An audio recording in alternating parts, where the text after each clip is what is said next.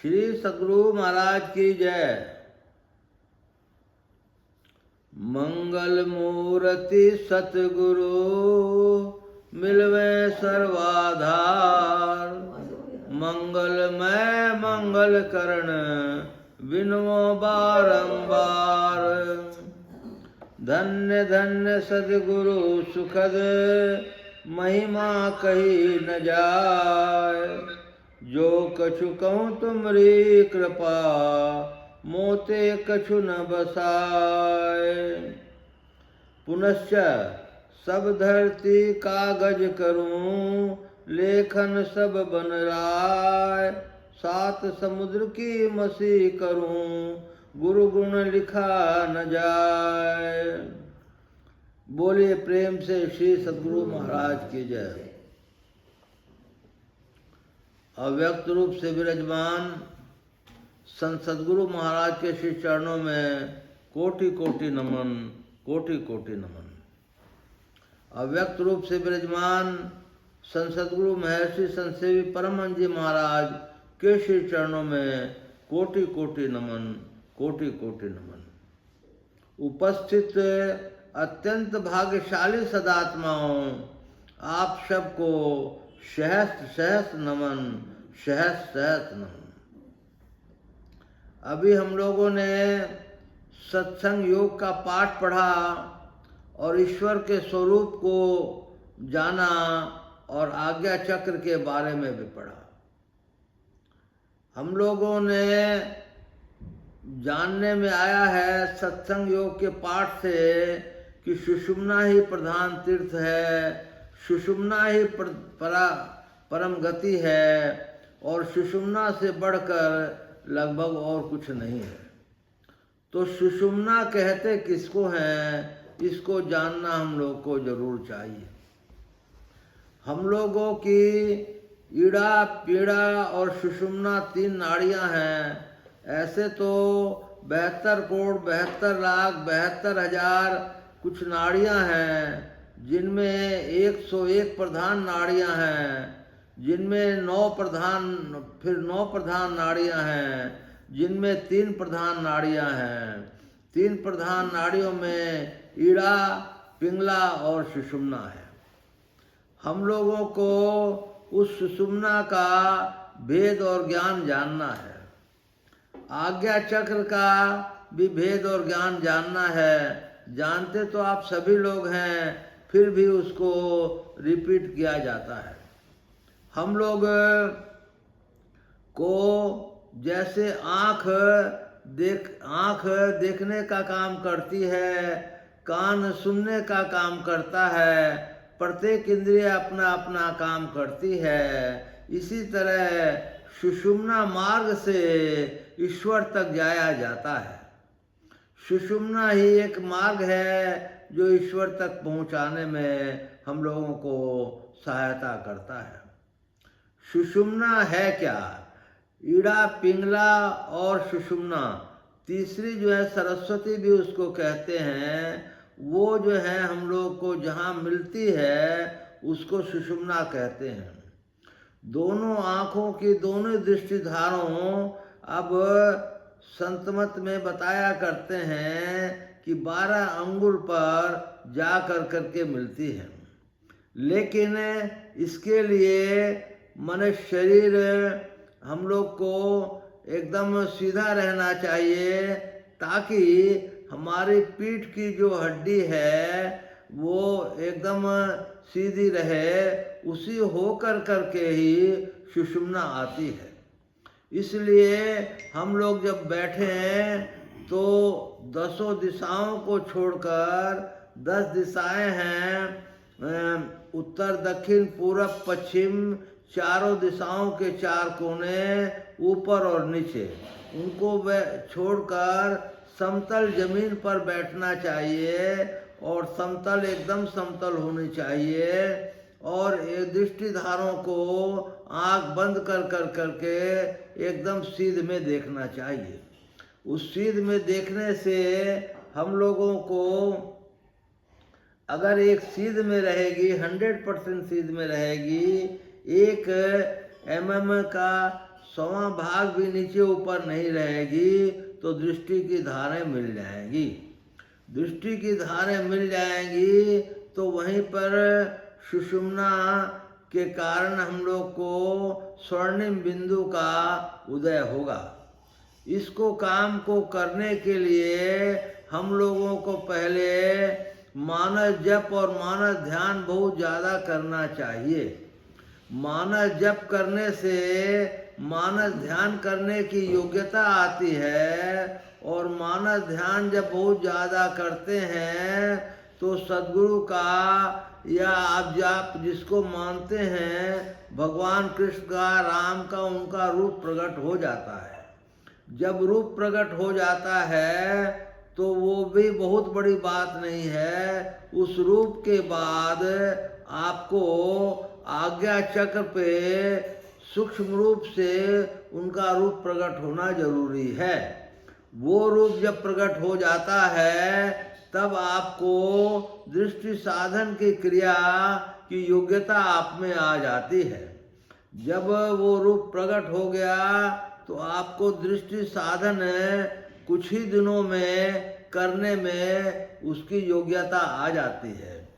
दृष्टि साधन ही जो है उसी में सुषुम्ना ध्यान का महत्व है, और उस पर प्रथम ही बिंदु स्वर्णिम बिंदु उपजता है, दिखता है। स्वर्णिम बिंदु जहाँ दिखता है तो उसके पहले 5 तत्वों के 5 रंग आपको नजर आएंगे।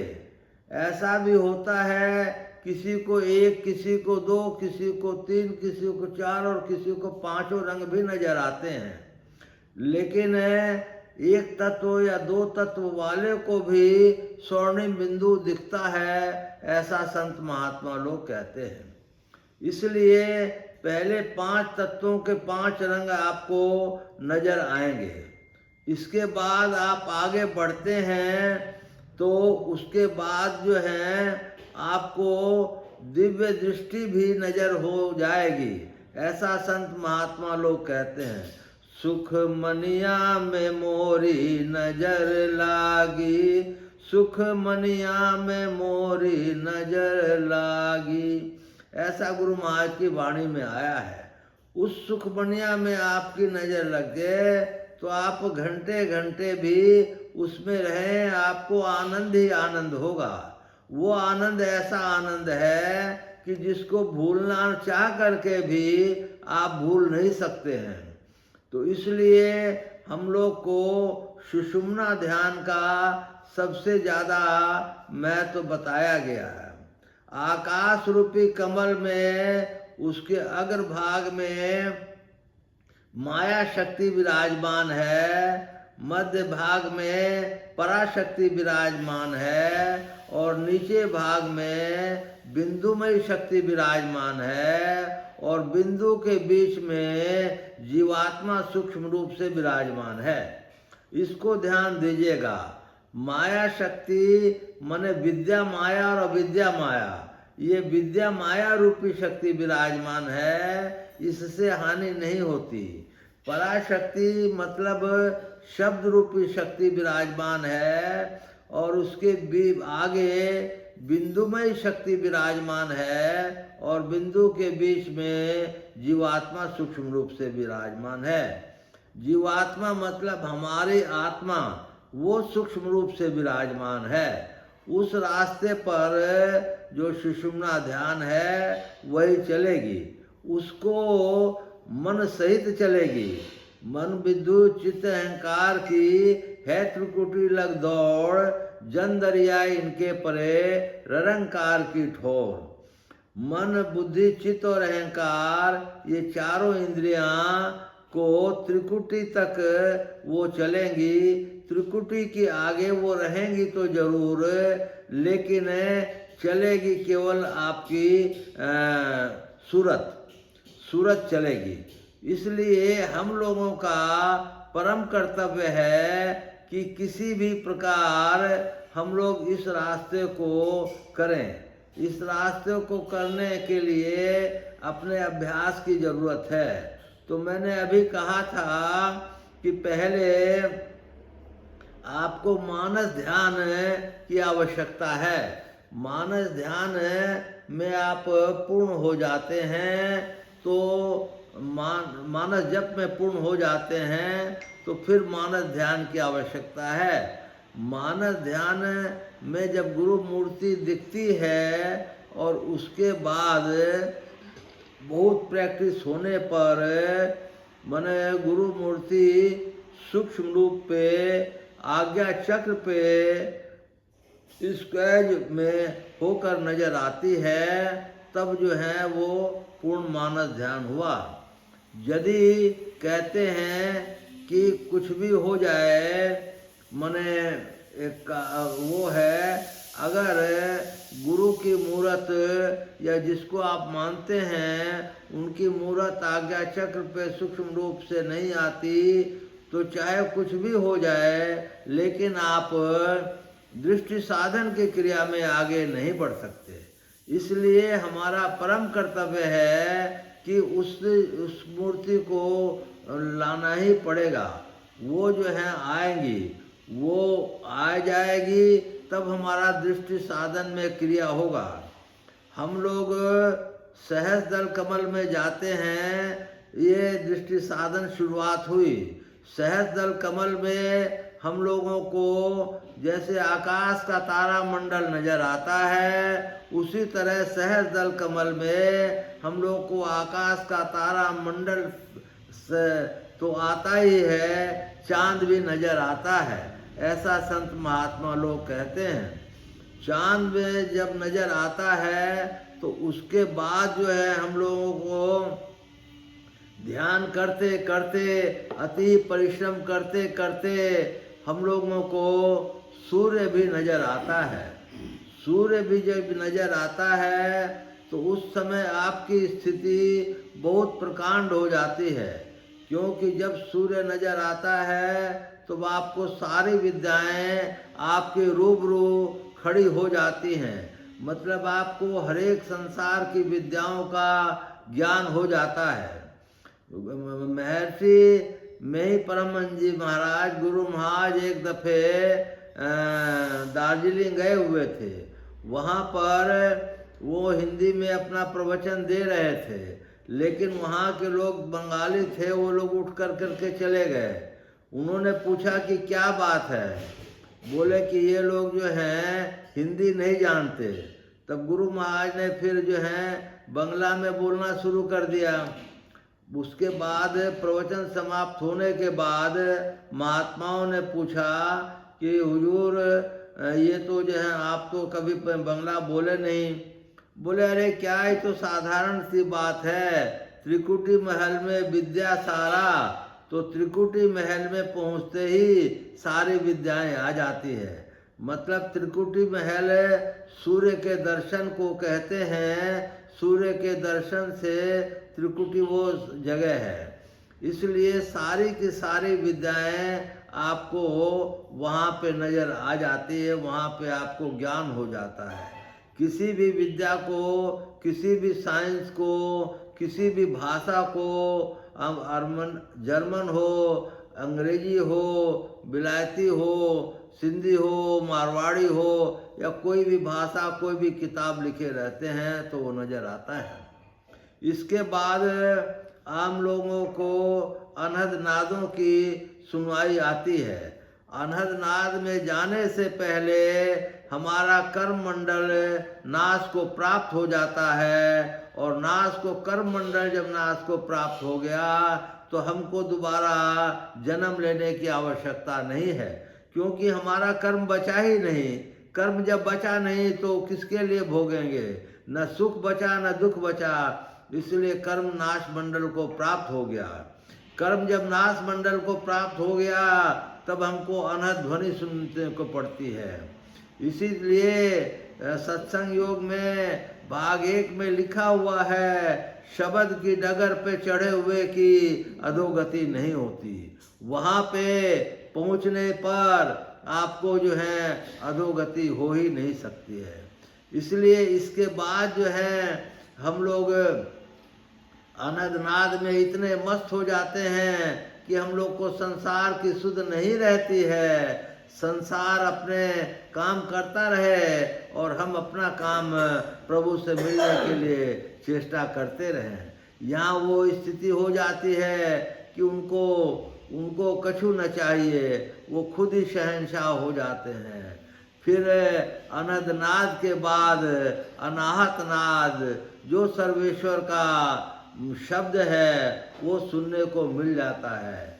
अनाहत नाद सुनते हैं तो हम लोग कितना कुछ प्राप्त कर सकते हैं, वो कहा नहीं जा सकता। अभी सत्संग योग भाग में आया था कि हजारों वर्षों मेघ यज्ञ और सैकड़ों वाजपेयी यज्ञ सुषुम्ना ध्यान योग का 16वां अंश भी नहीं है। अनाहत नाथ तो उससे बहुत बड़ा है, क्योंकि हम ईश्वर के करीब पहुंच चुके हैं। ईश्वर के करीब पहुंचना ही मनुष्य मात्र का धर्म है। इसके बाद उसको कोई कुछ नहीं चाहिए, क्योंकि सारे सुख संसार के या परमार्थ के जो भी हैं ईश्वर के कारण हैं। ईश्वर ने ये सृष्टि मचाई। ऐसा कहते हैं कि 400 करोड़ आकाश गंगाएं हैं, उनमें से एक आकाश गंगा में हम लोग बैठे हुए हैं। आप सोच सकते हैं ईश्वर बड़े ते बड़ा, छोटे छोटा, मीते सब देखा। उनका बने फैलाव कितना है और सूक्ष्म कितना है, ये सोचिए। चींटी के अंदर भी आत्मा है, मनुष्य के अंदर भी आत्मा है और देवों के अंदर भी आत्मा है। आत्मा आत्मा सब में है, अणु और विभु का भेद जरूर है। अणु हम लोग के अंदर अणु हैं, जैसे समुद्र में अथाह जल है, उसी तरह हम अपने एक बूंद जल उसमें डाल देते हैं तो वो समुद्र में मिल जाती है। उसी तरह से हमारी आत्मा जब प्रभु में मिल जाती है तो प्रभु के अनुकूल ही हो जाती है। जैसे हवा ऊपर जा करके हवा में मिल जाती है तो हवा का रूप हो जाता है, उसको कोई अलग नहीं कर पाता, उस पर्टिकुलर थोड़ी सी हवा को अलग नहीं कर पाता। उसी तरह से हम लोग जब परम प्रभु सर्वेश्वर में मिल जाते हैं तो हम लोगों को भी कोई अलग नहीं कर पाता। इसलिए हम लोगों को सत्संग जरूर प्रतिदिन करना चाहिए, ध्यान योग करना चाहिए, समय बांट बांट करके सब कामों को करना चाहिए। हम लोगों को झूठ, चोरी, नशा, हिंसा, व्यभिचार इन 5 पापों से मुक्त हो जाना चाहिए। और जिस स्थिति में हम लोग पहुंच जाते हैं, अगर भाग्यवान कोई करोड़ों में एक होगा, अरबों में एक होगा, जो उस स्थिति तक पहुंच जाए कि अनाहत ध्वनि के ताप पहुंच जाए, तो उसकी तो कहना ही क्या। उनको कोई पाप छू नहीं सकता। काम, क्रोध, मद, लोभ, मात्सर्य उनको छू नहीं सकते। हाँ, उनकी ताकत होती है कि वो उनको बुलाते हैं। उनका सोचा हुआ भी नहीं मिट सकता, कहा हुआ तो मिटने की बात ही क्या है। उस स्थिति को वो पहुंच जाते हैं और उस स्थिति में पहुंचने के बाद उनके पास 2 ही कर्म रह जाते हैं, या तो संसार का भला करो संत बन करके, या फिर सर्वेश्वर में मिल जाओ और आवागमन के चक्र से हमेशा के लिए दूर हो जाओ। वो भी प्रभु में मिलना ही कहलाते हैं। इसलिए हम लोगों को सब बातों करते हुए इस बात का ख्याल रखना चाहिए कि हमको सर्वेश्वर में मिलना जरूरी है।